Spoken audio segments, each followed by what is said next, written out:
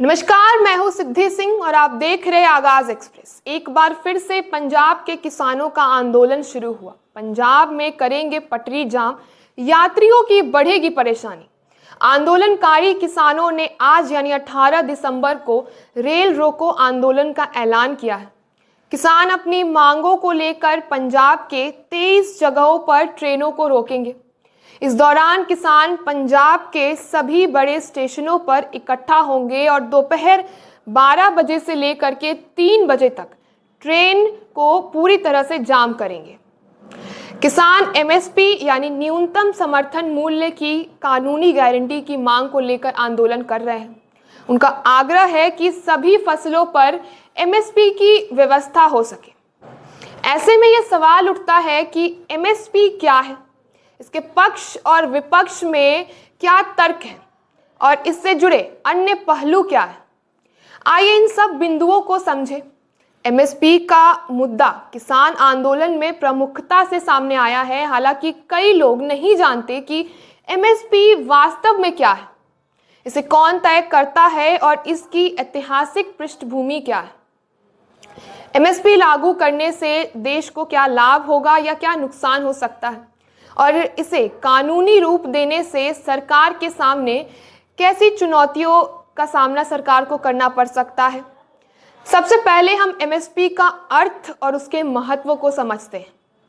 MSP यानी कि न्यूनतम समर्थन मूल्य किसानों के हित में सरकार द्वारा तैयार की गई एक नीति है। इसके तहत सरकार फसलों की एक न्यूनतम कीमत तय करती है, जिसे अगर बाजार में कीमतें गिर भी जाएं तो किसानों को उनकी फसल के लिए ये सुनिश्चित न्यूनतम मूल्य मिल सके। ये नीति किसानों की आय को स्थिर रखने और कृषि उत्पादन को सुरक्षित करने के लिए बहुत ही महत्वपूर्ण मानी जाती है। एमएसपी की अवधारणा 1930 के दशक में अमेरिका में आई, जब महामंदी के दौरान राष्ट्रपति फ्रैंकलिन डी रोजवुड ने प्राइस सपोर्ट पॉलिसी लागू की थी। ये नीति अमेरिका को मंदी से बाहर लाने में प्रभावी साबित हुई और बाद में कई देशों ने इसे अपनाया। चीन ने भी इस नीति में सफलता प्राप्त की। भारत में आज़ादी के बाद खाद्यान्न संकट गंभीर समस्या थी। 1951 से 1965 तक देश खाद्यान्न के लिए अमेरिका पर निर्भर था। 1965 में भारत पाक युद्ध और अमेरिका की नाराजगी के कारण भारत को खाद्यान्न आपूर्ति पूरे तरीके से रुक गई थी। उस समय मॉनसून की विफलता से देश को अकाल का सामना करना पड़ा था। इस संकट ने खाद्य सुरक्षा को राष्ट्रीय सुरक्षा का एक अहम मुद्दा बना दिया था। इसी समय भारत में एमएसपी की अवधारणा 1965-66 पहली बार सामने आई। इसका उद्देश्य था खाद्यान्न उत्पादन बढ़ाना, उसका भंडारण करना और जन वितरण प्रणाली के तहत गरीबों तक उसे पहुंचाना। उसी समय भारतीय खाद्य निगम यानी कि एफसीआई का गठन हुआ था और हरित क्रांति की शुरुआत हुई। आज भारत में सरकार 23 फसलों के लिए एमएसपी तय करती है, जिनमें से 7 अनाज, 5 दालें, 7 तिलहन और 4 व्यावसायिक फसलें शामिल हैं। अनाज में धान, गेहूं, मक्का, बाजरा, ज्वार, रागी है और दालों में चना, अरहर, उड़द, मूंग, मसूर है। तिलहन में सरसों, मूंगफली, सोयाबीन, सूरजमुखी, तिल, कुसुम, नाइजर सीड है और व्यावसायिक फसलों में कपास, गन्ना, खोपड़ा, कच्चा जूट है। आइए जानते हैं कि एमएसपी कैसे लागू होता है। केंद्र सरकार फसलों पर न्यूनतम समर्थन मूल्य एमएसपी लागू करती है और राज्य सरकारों को भी इसे लागू करने का अधिकार है। किसानों को उनकी फसलों का उचित मूल्य दिलाने के उद्देश्य से केंद्र सरकार ने 1965 में कृषि लागत और मूल्य आयोग CACP की स्थापना की थी। ये आयोग हर साल रबी और खरीफ की फसलों के लिए एमएसपी तय करता है। पहली बार एमएसपी 1966-67 में लागू किया गया था। सीएसीपी द्वारा दी गई सिफारिशों के आधार पर सरकार हर साल 23 फसलों के लिए एमएसपी की घोषणा करती है। हालांकि सीएसीपी कृषि मंत्रालय का ही एक हिस्सा है। जब भी केंद्र या राज्य सरकारों फसलों की खरीद करती है तो उन्हें किसानों को एमएसपी देना अनिवार्य हो जाता है। आपको बता दें कि एमएसपी तय करते समय सीएसीपी इन पहलुओं को ध्यान में रखता है। पहला, खेती की लागत। इसका अर्थ है फसल उत्पादन में किसान को होने वाले खर्च का आकलन किया जाता है, जिससे बीज, खाद, उपकरण, मजदूरी, बिजली आदि की लागत उसमें शामिल हो जाती है। दूसरा, बाजार की कीमत, जिसका अर्थ है फसल की वास्तविक मांग और बाजार में उसकी बिक्री क्षमता का विश्लेषण किया जाता है, जिसमें अंतर्राष्ट्रीय निर्यात और आयात जैसे पहलुओं को भी ध्यान में रखा जाता है। तीसरा, फसल की गुणवत्ता, यानी कि फसल की गुणवत्ता और उसकी विशेषताओं पर भी ध्यान दिया जाता है, क्योंकि खराब गुणवत्ता वाली फसल के निर्यात और सार्वजनिक वितरण से एक मुश्किल आ सकती है। चौथा है फूड सिक्योरिटी, जिसका अर्थ है कृषि उत्पादों का योगदान खाद्य सुरक्षा में कितना है और इसका मूल्यांकन भी किया जाता है। ये राष्ट्रीय सुरक्षा से जुड़ा हुआ एक विषय है और सरकार को भविष्य में इनका भंडारण भी सुनिश्चित करना होता है। पांचवा है आर्थिक स्थिति, यानी कि किसानों की सामाजिक और आर्थिक स्थिति को भी ध्यान में रखा जाता है। उन्हें उचित मूल्य प्रदान करने का भी प्रयास किया जाता है। छठा है मौसम, जिसमें एमएसपी तय करते समय मौसम के प्रभाव जैसे बारिश, सूखा, ओले गिरने जैसी परिस्थितियों को भी ध्यान में रखा जाता है। मुख्य रूप से अगर हम समझते हैं कि आखिर एमएसपी पर राजनीति की क्या वजह है, जब न्यूनतम समर्थन मूल्य यानी एमएसपी की अवधारणा पहली बार सामने आई, तब ये केवल धान और गेहूं तक ही सीमित थी। बाद में इसमें गन्ना और कपास को भी शामिल कर दिया गया। 1986 में जब राजीव गांधी प्रधानमंत्री और विश्वनाथ प्रताप सिंह वित्त मंत्री थे, 22 फसलों पर एमएसपी की घोषणा की गई थी। इस नीति को दीर्घकालीन कृषि मूल्य नीति नाम दिया गया था। हालांकि गेहूं, धान, कपास और गन्ने पर एमएसपी का लाभ केवल कुछ राज्यों, विशेष रूप से पंजाब, हरियाणा में प्रभावी ढंग से लागू हो पाया था। एमएसपी लागू होने के बाद से ही इसे देश भर में प्रभावी बनाने की मांग लगातार उठती रही। आइए जानते हैं कि स्वामीनाथन आयोग की सिफारिश क्या है।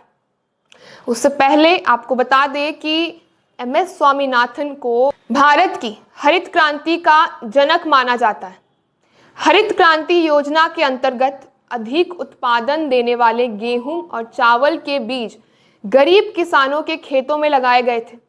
इस क्रांति ने भारत को खाद्यान्न की भारी कमी वाले देश के रूप में पहचान से बाहर कर महज 25 वर्षों के भीतर आत्मनिर्भर बना दिया था। हरित क्रांति भारत के पंजाब, हरियाणा और पश्चिम उत्तर प्रदेश के क्षेत्रों में लागू किया गया था।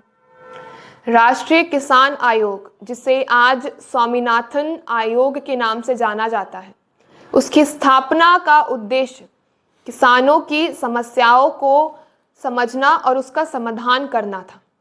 इसके पहले अध्यक्ष भाजपा सरकार के पूर्व कृषि राज्य मंत्री सोमपाल शास्त्री थे, लेकिन 2004 में भाजपा के लोकसभा चुनाव हारने के बाद इसका पुनर्गठन किया गया और एमएस स्वामीनाथन इसके अध्यक्ष बने। इस आयोग ने कई सिफारिशें दी, जिसमें से 2 सबसे महत्वपूर्ण और प्रमुख मानी जाती है। पहला, किसानों को अल्पकालिक ऋण उपलब्ध कराना। दूसरा, किसानों की कुल लागत, जिसमें परिवार की श्रम लागत और जमीन का किराया भी शामिल है, से 50% अधिक एमएसपी निर्धारित करना। स्वामीनाथन आयोग की इस सिफारिश के बाद से ही किसान मांग कर रहे हैं कि एमएसपी इन्हीं मानकों के आधार पर तय की जाए। ऐसे में ये समझना बेहद जरूरी है कि यदि एमएसपी यानी कि न्यूनतम समर्थन मूल्य सबसे पहले से बहुत ही पहले से मौजूद है, तो किसान इसके लिए मांग क्यों कर रहे हैं और आंदोलन क्यों छिड़ जाती है। दरअसल एमएसपी कोई नई अवधारणा नहीं है, ये कृषि मंत्रालय की एक व्यवस्था है, लेकिन किसान इसकी कानूनी गारंटी चाहते हैं जिससे एमएसपी को एक कानून का रूप मिल जाए। उदाहरण के तौर पर अगर हम समझें तो जैसे भारत में मनरेगा एक कानून है, वैसे ही एमएसपी को भी कानूनी रूप देने की मांग होती है। किसानों का कहना है कि अगर एमएसपी कानून बन जाता है तो कोई फसल इससे कम कीमत पर खरीदता है तो उसके खिलाफ एफआईआर दर्ज की जा सकती है और उसे अपराधी माना जा सकता है। उनकी दूसरी बड़ी मांग ये है कि एमएसपी स्वामीनाथन आयोग की सिफारिशों के आधार पर लागू की जाए। एमएसपी के समर्थन में तर्क की अगर हम बात करें तो खेती जैसा जोखिमपूर्ण व्यवसाय दूसरा कोई नहीं है। इसमें उत्पादन से लेकर बाजार में फसल बेचने तक हर चरण में अनिश्चितता होती है। फसल खराब होने या उचित मूल्य न मिलने के कारण किसान को भारी नुकसान उठाना पड़ जाता है। यही वजह है कि न्यूनतम समर्थन मूल्य यानी एमएसपी बेहद आवश्यक हो जाता है। अन्य व्यवसायों और कृषि में मुख्य अंतर यह है कि खेती में आय का नियमित स्रोत नहीं होता। इस वजह से किसान अक्सर अपनी फसल विवश होकर बेचने को मजबूर हो जाता है। ऐसी स्थिति में सरकार का किसान की मदद के लिए आगे आना बेहद ही जरूरी माना जा सकता है। सरकार को सार्वजनिक वितरण प्रणाली के तहत गरीबों को राशन मुहैया कराना पड़ता है। इसलिए किसानों को प्रोत्साहन देने के लिए एमएसपी का होना अनिवार्य हो जाता है। खाद्यान्न राष्ट्रीय सुरक्षा से जुड़ा मुद्दा है। ऐसे में खेती को संरक्षण और बढ़ावा देने के लिए एमएसपी का प्रावधान होना चाहिए। एक समय ऐसा भी था जब भारत को अमेरिका के सामने खाद्यान्न के लिए झुकना पड़ता था। देश की 54% आबादी किसी न किसी रूप में खेती पर निर्भर है। इस बड़े वर्ग को आर्थिक सुरक्षा प्रदान करना बहुत ही आवश्यक माना जाता है और ये ज़रूरी मत भी हो जाती है। आज़ादी के समय लगभग 77% आबादी कृषि पर निर्भर रहती है और खेती का जीडीपी में योगदान 51% था। वर्तमान में खेती पर निर्भर रहने वालों की संख्या घटकर 54% हो गई है और जीडीपी में इसका योगदान केवल 15% रह गया। ये दर्शाता है कि लोग धीरे धीरे कृषि से दूर हो रहे हैं। ऐसे में खेती को प्रोत्साहित करने के लिए एमएसपी बहुत ही ज़रूरी हो जाता है। अगर ग्रामीण क्षेत्रों में आय की साधना नहीं होंगे तो वहाँ रहने वाले लोगों की खरीदने की क्षमता कम हो जाएगी। इसका असर व्यापार, सेवा क्षेत्र और उद्योग पर पड़ने लगेगा क्योंकि उनके उत्पादों और सेवाओं की मांग घट जाएगी। एमएसपी के खिलाफ तर्क की अगर हम बात करें तो अगर सरकार किसानों की पूरी फसल को एमएसपी पर खरीदे तो इसे हर साल लगभग 10 लाख करोड़ रुपए खर्च करने होंगे, जबकि वर्तमान में ये खर्च 2,28 करोड़ रुपए तक सीमित है। इससे देश के राजकीय कोष और भारी दबाव पड़ सकता है। एमएसपी पर खरीद के लिए कानून बनेंगे, इससे महंगाई अचानक बढ़ सकता है, जिसका सीधा असर आम लोगों की जिंदगी पर पड़ सकता है। आज भारत खाद्य सुरक्षा के मामले में आत्मनिर्भर बन चुका है, इसलिए एमएसपी की भूमिका अब उतनी ज़रूरी नहीं दिखाई देती। ये व्यवस्था उस समय लागू की गई थी जब देश की परिस्थितियां अलग थी, लेकिन इसे हमेशा के लिए जारी नहीं रखा जा सकता। देश में पहले से ही ज़रूरत से ज़्यादा अनाज भंडारित है, लेकिन भंडारण सुविधाओं की कमी के कारण भारी मात्रा में अनाज खराब हो जाता है।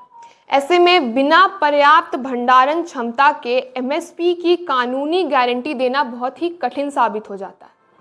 सरकार ने किसानों को ज़्यादा उत्पादन के लिए प्रोत्साहित करने के मकसद से एमएसपी की शुरुआत तो की थी, लेकिन अब फूड सरप्लस युग में इसकी आवश्यकता खत्म हो चुकी है।